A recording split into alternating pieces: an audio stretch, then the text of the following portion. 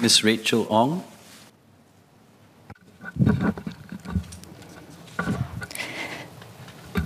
Mr. Deputy Speaker, this is a budget of hope, social consciousness, and sustainable growth.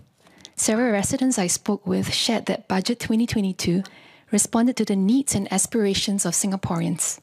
It tackled some very difficult issues that our people are concerned about and is a big step forward towards a more equitable, harmonious, and progressive Singapore.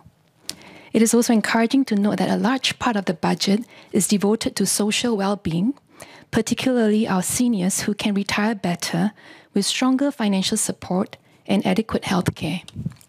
Our less privileged families and children will also not be left behind. Our lower wage workers will be given a much desired lift through increased government expenditures in workfares and subsidies to help employers co-fund progressive wage increases. The other aspect of this year's budget that struck a chord is the effort to redistribute wealth through progressive taxes on top-tier earners and expenditures, directing these to the uplifting of those most in need. Those in the top income brackets, while asked to contribute more, are still only taxed moderately as compared to many first world countries. It is noteworthy that the top 10% of our income taxpayers contribute to 80% of personal income tax revenue.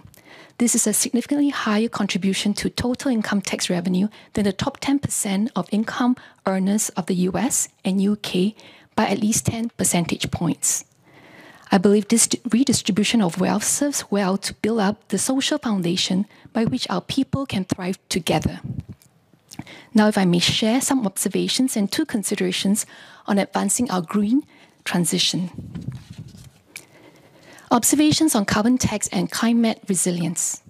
As corporates around the world race to zero in the weeks and months leading up to COP26, one glaring area of needed change to Singapore's efforts was our $5 per tonne carbon tax.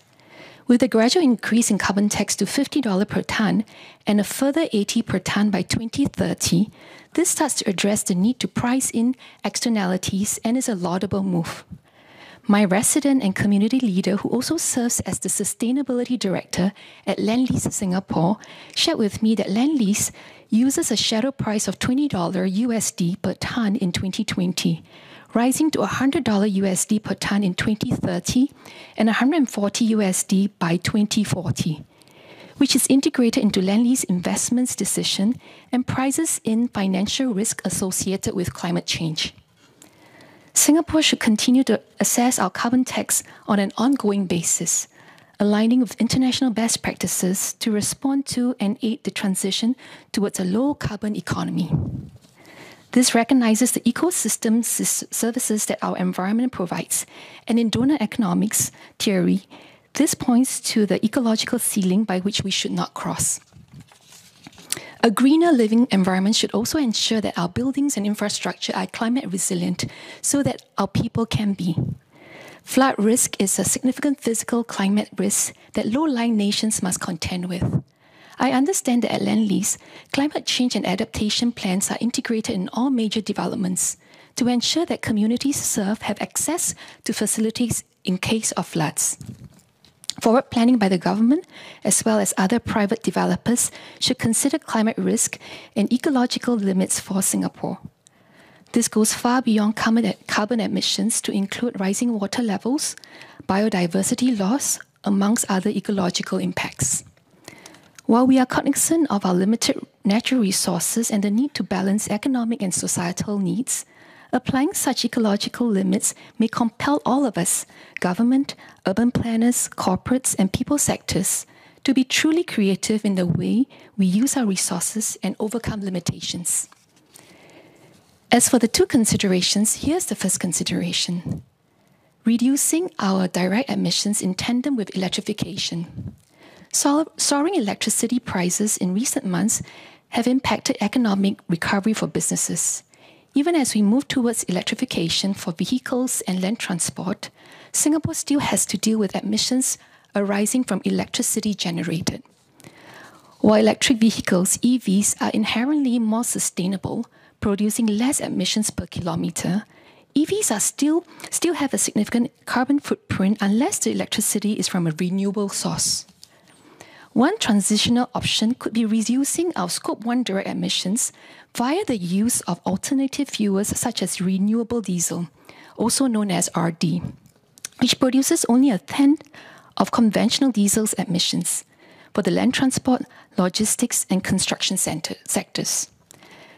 This recommendation follows encouraging news that our aviation sector will now have access to sustainable aviation fuel.